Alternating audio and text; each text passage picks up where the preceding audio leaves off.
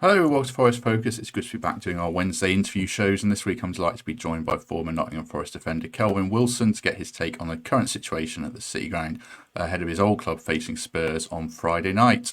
Kelvin, good of you to join us. How are you? Yeah, I'm very well, thanks. Yourself? Yeah, good. Not too bad. Not too bad at all. Just to kind of kick us off, I mean, what do you make of the season so far for Forest? It's been up and down, and now we find the manager under a lot of reported pressure. What do you make of where they're at the moment in the Premier League? I think it's a bit like they've had stability, obviously, with Cooper being there for a couple of seasons now, a few seasons. So it seems like we're going back to the times where the managers are under pressure all the time. Um, I think the players have not let Steve Cooper down a little bit. I think they're just out of form at the minute, and it's costing Steve Cooper the rumours of pressure on him going around now.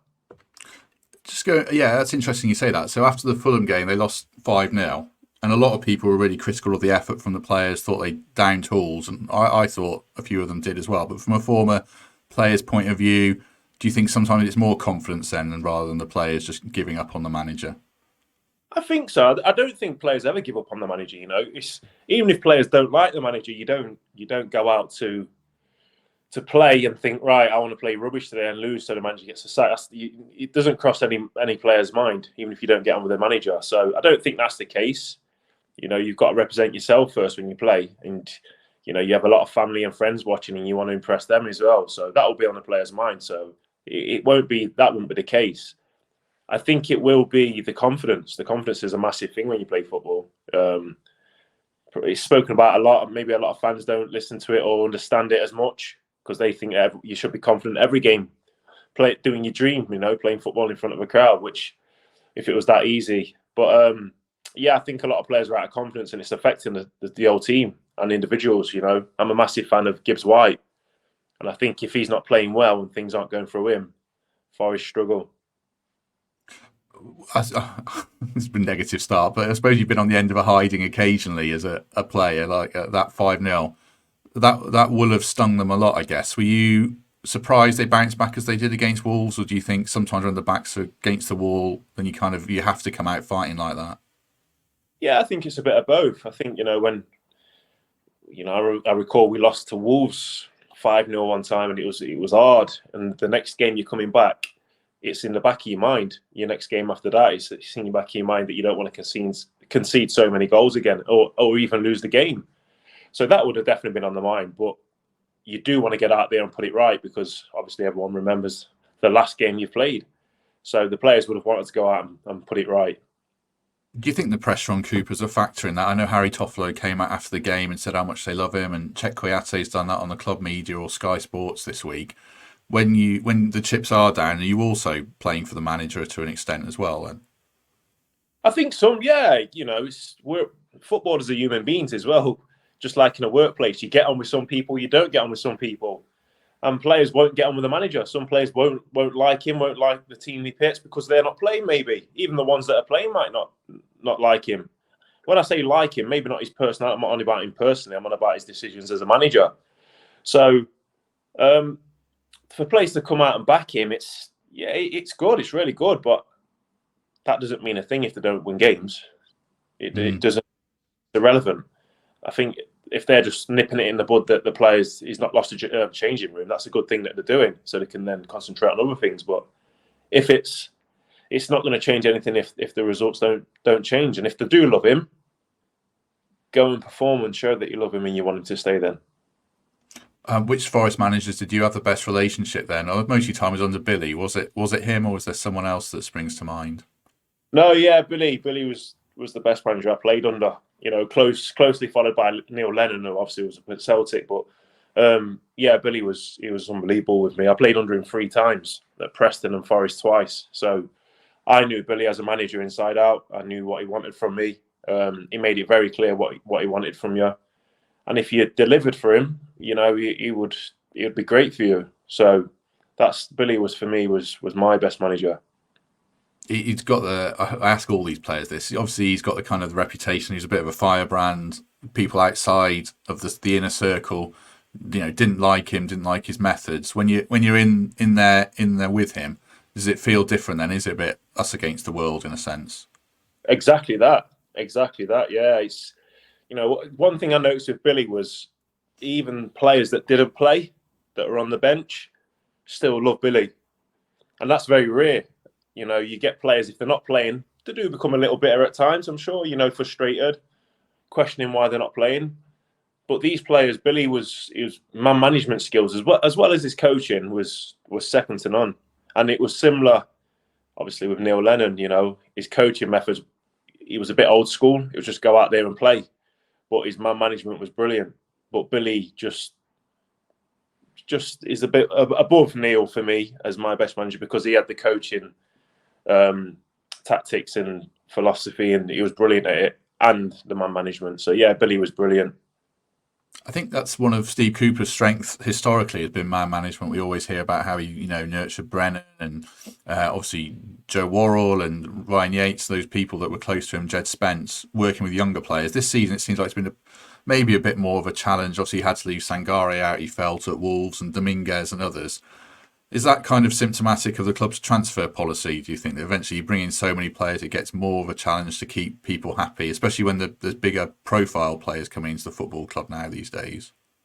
Yeah, without a doubt. I think Steve Cooper's, he's mastered working with young players. He's won the World Cup with England under the 17s, I think it was a few years ago. So he's brilliant working with young players. That's when he's at his comfort zone, and when he knows what he's doing.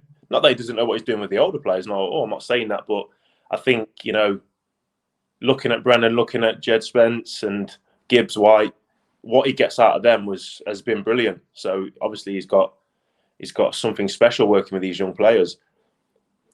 I don't know the ins and outs, but I wouldn't guess that Steve Cooper's brought all these players in that's come.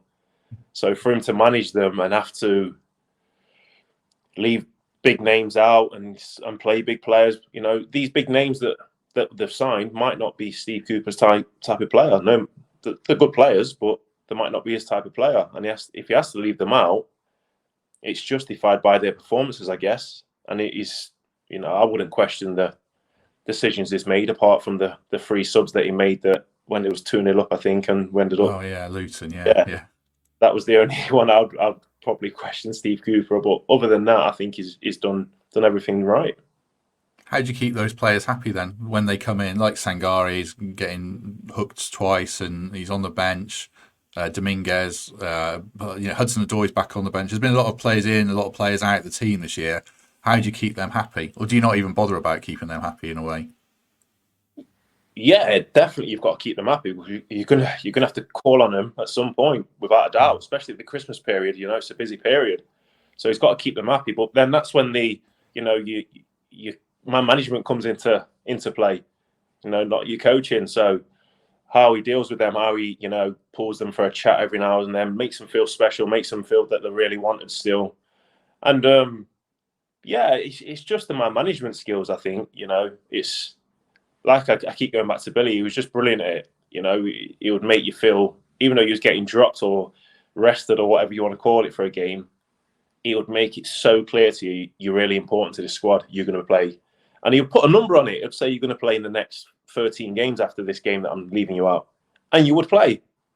It was strange with Billy. So I think certain managers will have their own, man management skills. So Cooper's will be tested, I'm guessing now, with dropping some of these big names. What's it like being in a dressing room when there's an influx of players? I'm sure you'll have experienced at Forest and Celtic. You're in the team regularly. Someone else who's had a good career at a different club comes in, and that happens at Forest in basically every position. What's it like for you personally, and the kind of dressing room harmony? How does it affect that every summer?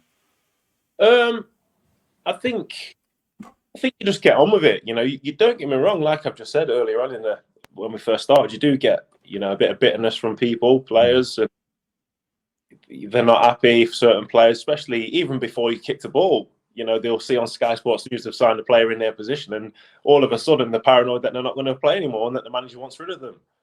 So I think it keeps you on your toes when new players come in, especially if they're top quality players as well.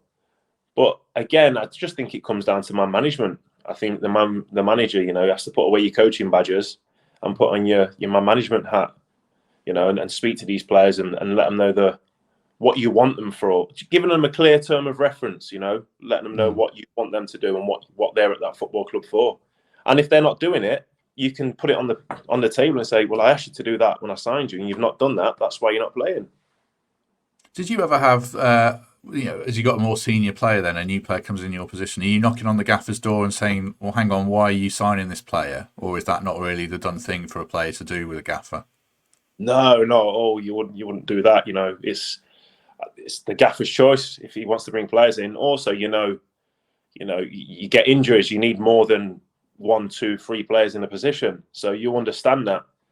I think it gives you a kick up the backside to say, right, wow, this guy's going to push me. Especially like you've just said, if it's good quality coming in as well. You're going to be on your toes and you're not going to get comfortable. You're not going to know that or think that you're going to be playing every week. So it's good, healthy competition. But then on the flip side, I've played with players where they go the opposite way. Because the players come in of good quality, they start to crumble. And, they can't adapt to thinking they're going to be second best when that's not even been said to them. They've just automatically thought that's the case. This is a tangent question. I like this question. How much of the game, when we talk about players crumbling, how much of the game and success in its mental versus pure technical ability, do you think? Does the mental side take you to the next level that you might not have gone to otherwise? Oh, 1,000,000% without a doubt. And I only realised that when I went to Celtic. Without a doubt. Absolutely without a doubt, yeah. When I went to Celtic, I thought it was a big club, just like Forest. I'm going to another big club. I'm not going to lie. I thought I'm going to Scotland. Celtic or Rangers win every year. Brilliant. Wow, what a shock I got. I think we won a number of games 1-0, and you'd look at the papers on Monday morning, the Scottish Sun and the Mirror and stuff, and you're getting hammered. And we've just won 1-0, but you can't just win 1-0 when you're at big clubs. You've got to perform well and win comfortably. So the mental side there kicks in. Also, playing in Europe, you're not the big side who's going to have all the ball all the time when you're playing against the Barcelonas, Juventus, and all these teams. So you've not got the ball for a lot of the games. Again, it comes down to the mental strength and concentration. For example, when we played Barcelona and we beat them at Celtic Park, I think they had something like 90% of the possession, but we won 2-1. But for about 2 or 3 days after, I wasn't physically tired. I just could sleep for days because for that game, the noise, the atmosphere, and the concentration just for that game just absolutely wiped me out. Does that game make it worth all the crap you get off the papers then? Just that one match? Yeah. Of course it was. It's them kind of games are brilliant in the Champions League, standing in under the lights with the music.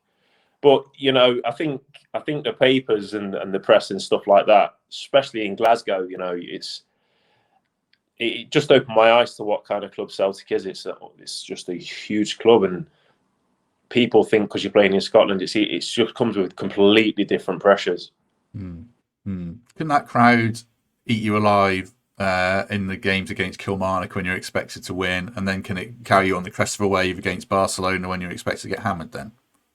Yeah, I guess so. I think, but then the thing with the expecting to get hammered, it was more the pundits and the press that expected that. The fans still don't expect you to get hammered if you're playing Barcelona or whoever. So like a catch-22 with the fans, they're brilliant fans, but yeah, it was a catch-22 in that sense. I think getting hammered up there by the press, it happened in my first season. I got a bit of stick off them in my first old firm. We lost 4-2 and I had a bit of a stink. I had a nightmare and I got absolutely hammered by the press. And it was my first experience. And I was a bit like, wow, it took me back a little bit and knocked my confidence. And it took me probably that season to come back a better player the following season. And I had the season that I had, which was a great season. But it works in both ways, I guess. Let's talk about Joe Worrall a bit, because he had a season at Rangers, obviously, and I guess it helped him. He now finds himself out of the team, along with Scott McKenna. I think you might have been in their shoes to an extent because when you agreed to sign for Celtic, you didn't play for Forest again, did you? Is that right? You were sort of, I don't know if frozen out is the right term, but you didn't play, did you? No, I didn't play football for 6 months. It was in the January I signed a pre-contract. I did want to stay at Forest, by the way. My plan was to stay at Forest. We tried to negotiate a new deal, but Mark Arthur was the chief exec then, and for some reason he didn't think that local lads deserved contracts same as the likes of, say, Robert Earnshaw and these kind of players that were coming in. If he was local, he seen it as, we're doing you a favour by letting you play for Nottingham Forest. So I had to move on for my own career there. So I signed a pre-contract, and then Nigel Doherty came down to the training ground one day and called me into the office with Billy Davis and just said to me, "You're on gardening leave. Don't come and use the facilities." And then that day I went home and never went back to the training ground, and I was off until pre-season started for Celtic, until my contract kicked in. And that was about 5 months, 6 months I didn't play for. How come though? Because they're not protecting their asset. Because they weren't selling you; you were going for free. What was the reason? I don't really understand it from sitting here now. None of this, I still don't know. People said, "Did you ever fall out with Billy?" I spoke to Billy after Nigel went out of the room. Billy called me and said, "This isn't my decision." I'd never ever fallen out with Billy, never. I don't know if it was something personal with them, with the manager and the chairman. I don't know. I don't know anything. I got told to stay away, and that's what I did. And it was me. I was baffled because I thought, I'm still on the contract. You're still paying me, so why don't I just come and play when I can? But the chairman didn't want me to. No, it's a weird one. Obviously, sadly, he's not here to give his side on it. But but weirdly, you saw. I mean, Mark Arthur can't defend himself, but you're not the first person to say that on here. I think Lewis has said it, and Nathan Tyson said it. He went to Derby because Forest didn't offer him a contract, and weird stuff like that happened at the time. Yeah, a different club. What about Joe then and Scott? More so Joe, because I think Scott's out of contract. Probably looks like he's going to go. What's Joe need to do now to try and recover his Forest career, or should he go in January now? What would you be thinking in his situation? If I was in his situation, I think, he's the captain of the football club. I like Joe. He was a young lad when I was there. I like him. He's a bit like Ryan Yates, who was a young lad when I was there. They were really young, like first-year scholars. So they were the young, but they'll join in with us sometimes to make the numbers up. And they were hardworking, wanted to learn, they listened, they learned. Not like a lot of young players nowadays, but they listen and learn. And he got the rewards by he was named captain. He's there, but I think if I'm going to be honest, and I'm talking on the football sense, not as a friend of Joe or an ex-teammate, I think he needs to leave. Yeah, I don't think he's going to play. I think the way Forest play, are they pushing up the pitch now? They press a little bit higher because they've got pace at the back. That isn't going to suit Joe. I don't see how he's going to play in that back four. What's his level? Because he did well at the back end of last season. He did well at the start of this season, but intermittently struggled in the Premier League. Do you see him as a Premier League defender, or one of those that's really the top end of the Championship and not quite the elite tier defender? No, I think he could play in the Premier League. He's still at a good age. When he's had good games. He's not been consistent in the Premier League, no. But I don't think a lot of Forest players have. So, that's not no shame to him. I think he definitely, he's playing the Premier League. He can play in the Premier League. Yeah, I think it's finding the right club, the right style, the right manager. A Sean Dyche, maybe someone like this who, they play pretty deep because they're not going to have much possession, and they're pretty direct. So, maybe someone like that who Joe would play under, that he would play more for.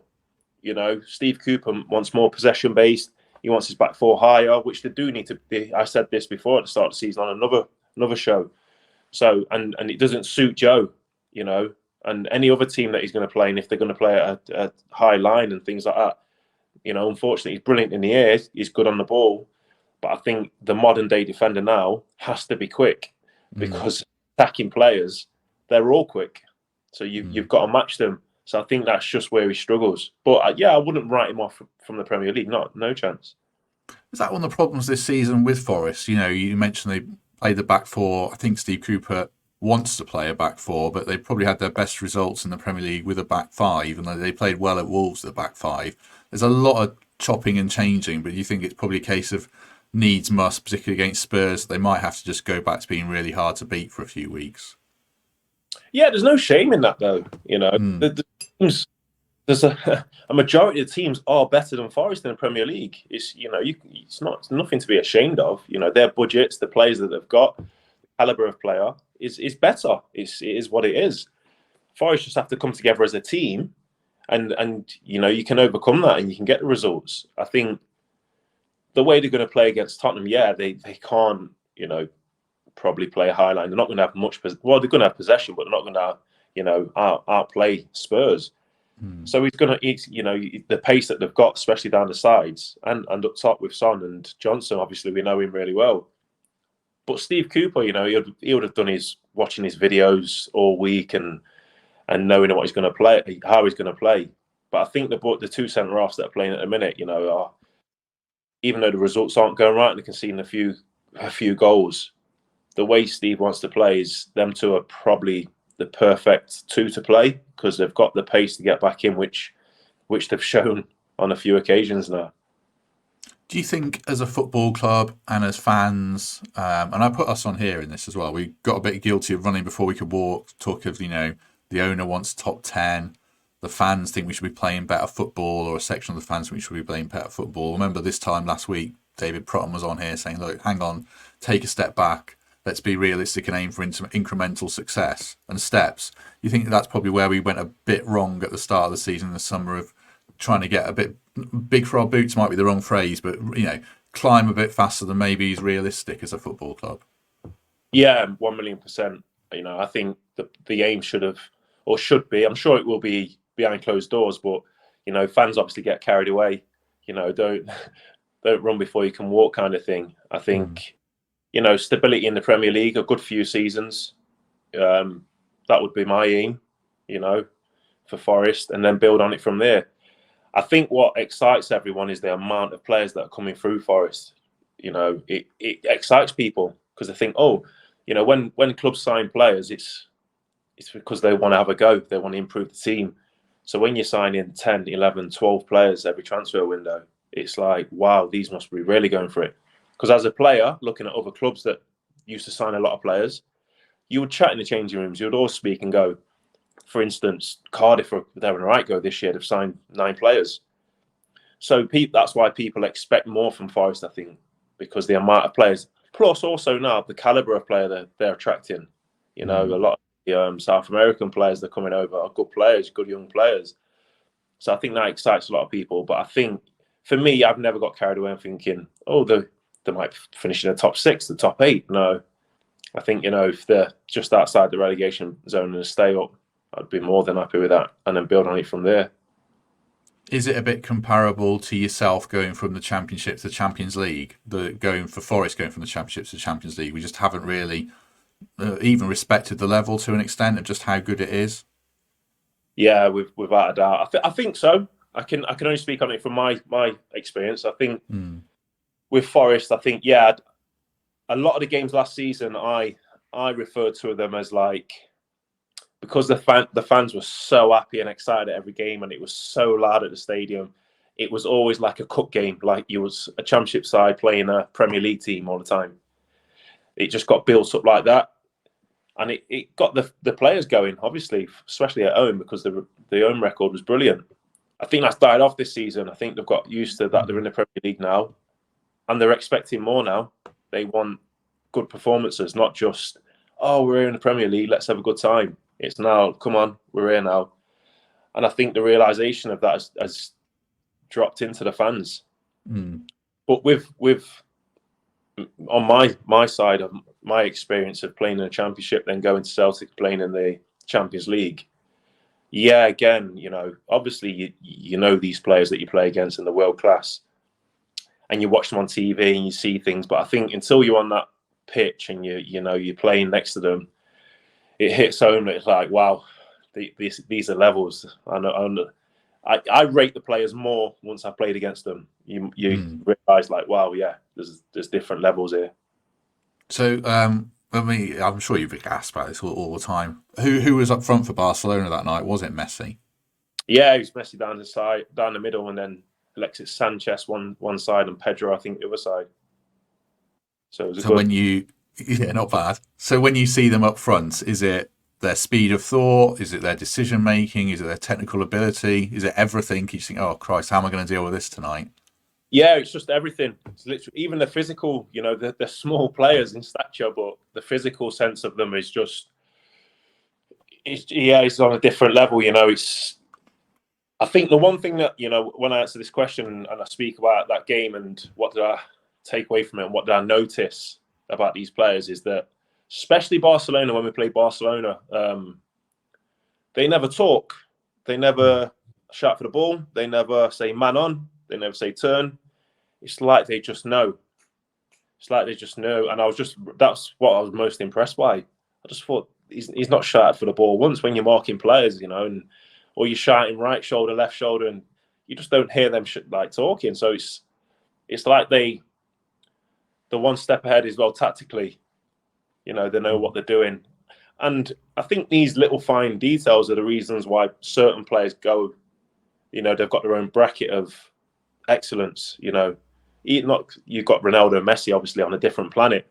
But then you've got, you know, your Xavis and your Iniestas and these kind of players who, God, they're just unbelievable. Have they got an aura and a bit of a swagger that can put you on the back foot before you even get out onto the pitch? Just the way they carry themselves, walking out even. If you let that happen, but I was never one to let that happen. No matter who I played against, you know, I always looked at it like that. Whoever I play against, they're not robots; they're human beings. So it wasn't for me. But yeah, I think with the names, they can. You know, obviously they can. I think, you know, we played Real Madrid as well, and you're lining up against them players in the change rooms, and I mean in the tunnel, and you look across, and you know, I remember I was a massive Kaká fan growing up. Absolutely loved him, and the goal against United when he's gone through and he's scored, and then we're playing him, and he's at the side, and it's like Jesus, you know, was I at Forest or Preston when I used to watch Kaká, and now I'm lined up playing against him in Europe, so it was a bit of like a wow, but no, it's me personally, it spurs you on. It makes you think, right, I want to impress myself, but I want to prove that I can at least hold myself against them.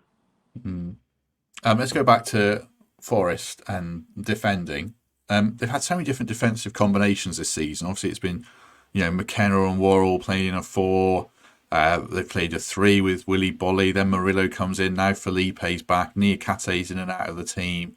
From experience as a defender, how hard is it to get any kind of consistency of your own performance and collectively as a unit when that's happening?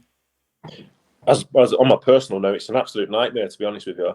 It's frustrating. You know, you do need a run of games to, you know, get comfortable, especially when you've not been in. If you're in and out, you know, you want a run of games to get comfortable and get your confidence going.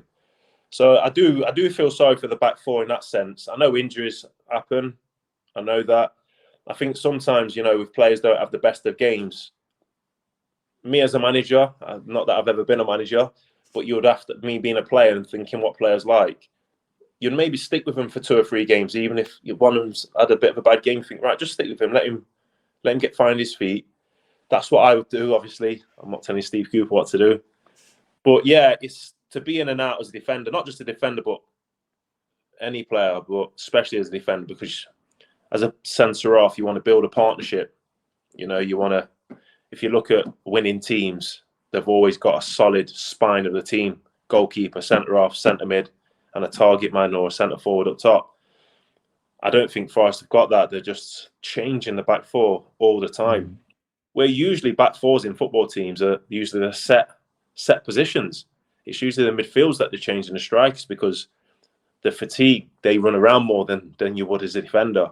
So they're the players that need dipping in and out because they're tired. But as a back 4, you usually got a set back 4. But Forest have never had that for the last few years. And even this season, we've seen Turner, Vlachodimos, now back to Turner again. I can see why Steve Cooper's done it, but does that make it even harder for, like, I feel for Murillo? He's been brilliant, but he doesn't speak the language. He's played less than 50 games in his career. He's playing in the Premier League, and now he's got a different keeper, a different person alongside him, left and right every week. Just changing keepers as well make it even harder. Yeah, not just for the back four, but for the whole team. Mm. I think your keeper, every club that I've played at, your number one, he's your number one. Every player knows he's our number one. Forest haven't got that. It makes you feel comfortable to know you've got a number one. As a defender as well, you do build up a relationship with your goalkeeper. You know what he likes. If the ball's coming over, he ain't going to come for that. I know my goalkeeper. He doesn't come this wide, so I've got to deal with it. Goalkeepers, you understand them. You build a relationship with them. So to keep changing the goalkeeper as well, for me, it's a little bit just alarm bells. A little bit. It's just, do you know what your team is? Do you know what your number one is? Is something else wrong? I've never been in a team where my goalkeeper's been changed. Never. So I just find it, when that happens, there must be a problem there. Do you think it's difficult for you to put your finger on this? Is this a failure of recruitment or a failure of management, a combination of injuries? Why do you think it's happening this season at Forest? I just don't think Steve Cooper's brought the players in. I don't think there is players. I think the majority of them players that have been brought in are not Steve Cooper's signings, which is fair enough. Is that if that's what the structure is at Forest, that right, you're just the coach or you're just the manager, but we bring players in, and then you have to work with them players that we bring in. And Steve understands that. That's fine. That's no problem. The chairman owns the football club. He puts all his money in. He can do whatever he wants with it. But if you're expecting Steve just to do miracles with players that he ain't bringing in, his style of play. Let me forgive me a second, Kelvin, because I have to do a little plug for our sponsor, which is the Trent Navigation. I don't know if you've been down there, but it's a top football pub in Nottingham, and people can go down to the Euros, watch all the games on the big screen there. I've been saying previously you can get tickets for just the group games. You actually get tickets for every game and watch it down the nav, and I'll put the link in the description. You can get discounted tickets now, so do that because they give us great support and we very much appreciate it. Right, back to business. I want to ask you about centre-half partnerships quickly and how they work. Is there always like kind of an alpha one in there who makes all the calls where the offside lines are and is the main communicator, or is it more of a 50-50 thing from your experience? No, yeah, it's definitely 50-50, yeah. Yes. Don't get me wrong, a lot of it as well is just off personalities. If one of the players isn't a vocal player, isn't an aggressive player, then it might seem like the other player who is aggressive and is vocal is the lead role. But that's not the case. It's just personalities, that's all it is. I think as a centre-half, you can't take the lead, because if the ball's the other side and you can't call the offside, the other player has to. He's the last man. So no, there's no lead role. I just think it might look like that sometimes, because based on personalities, some players are really vocal and loud, and some players keep themselves to themselves and go about the business. Who was your best centre-half partner in your career? Yeah, I'd have to say hands down Wes. Me and Wes although we didn't get promoted, we had great seasons at Forest, playoffs and stuff, and missing out just with Blackpool and things like that, and Swansea. We just had a great understanding. We just had the perfect understanding. We grew up together. We knew each other from kids, so that was good. But with Wes, I was pretty quick, and so we'd say always before games, Wes would go, right, I'll go up for the heads and fight. If it goes over my head, you run the channels, and that's what we had for 4 years. And yeah, Wes. But then, looking at other players that I played with, Effie Ambrose at Celtic, Nigerian international. He won the African Cup of Nations with them. We got to the last 16 in the Champions League. Me and him playing centre-half all the way through the group stage, and we qualified. He was brilliant to play with. Completely different to Wes, but brilliant. And I played just pre-season games because I was leaving Celtic. I played probably 3 pre-season games, and then I left with Virgil van Dijk. So Virg was a great, but I didn't play enough to rate him as the best person I played with, obviously. But Virg was from walking through the door at the first day, and training session was just an absolute unbelievable player and an absolute machine. Could you see? I'll ask you a Wes question in a second, then. But just on Van Dijk, could you see him being the player he has become then, just with that air of authority that he walked in with at Celtic? Then, Without a doubt, without an absolute doubt. I remember the first session he came. We was in Germany. No, yeah, we was in Germany, I think, on tour, and he just signed, so he just flew in and he came in and he said hello, and he was a mountain of a boy. I'm a tall guy, but he's massive. And he came in and trained, and we was all like, "Who's this guy?" He was just so calm, just like he didn't break a sweat, I don't think, in a training session.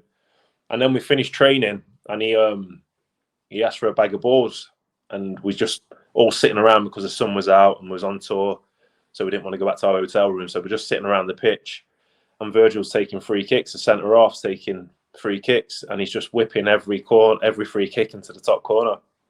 And I tell people this story and they say, "So why don't you take him for Liverpool?" But if you've got Trent Alexander-Arnold, he's not going to get to take them, is it? yeah. So that's why. But yeah, he had everything. He's got everything. He's still playing, obviously. But yeah, you could see from that first session that this guy, yeah, he's not going to be at Celtic long. He's not going to be here long. Had he come? He hadn't come from. He'd come from Dutch football, hadn't he? So you wouldn't have known who he was particularly. Well, but when he came in, I think he was. It was a Dutch. It wasn't one of the big Dutch teams. It was just a regular Dutch club. So you had no idea who he was, I guess. No, none of us knew who he was. Yeah, same with. That's the thing that Celtic have. You know, they signed. You know, Virgil van Dijk. We didn't have a clue who he was. Turned out to be who he is. Victor Wanyama. You know, no one knew who he was. They went on to play for Spurs. Unbelievable for Spurs. Went to play for Southampton. Unbelievable for Southampton. They just find these players. But Virg, especially, yeah, he was a special player. It just surprised me that Celtic signed him and no one else ever signed him. Mm. So obviously he's this kind of Rolls Royce pure quality athlete.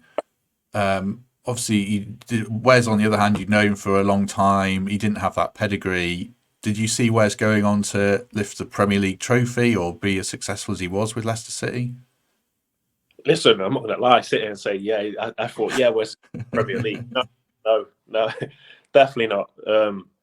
You know, the teams that I associate with winning the Premier League back then was Man United, Chelsea, Arsenal, and Man City. So, you know, Wes wasn't at them clubs. So, no, I didn't picture Leicester winning the Premier League, just like no one did.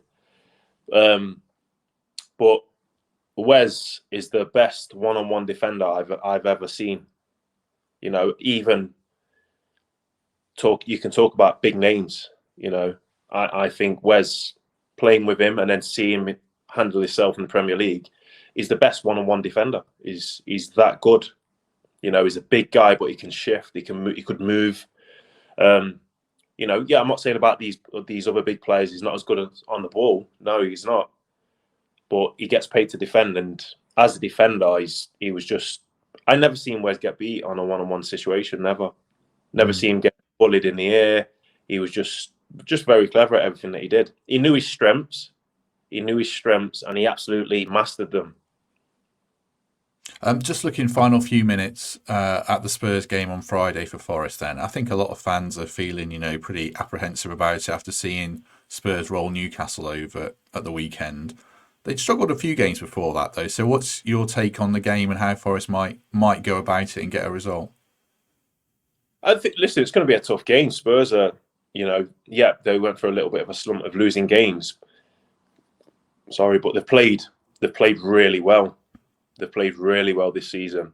It's going to be a tough game. Every game's going to be a tough game for Forest. It's Premier League, but especially these games against Tottenham, you know, the calibre of players that they're playing against.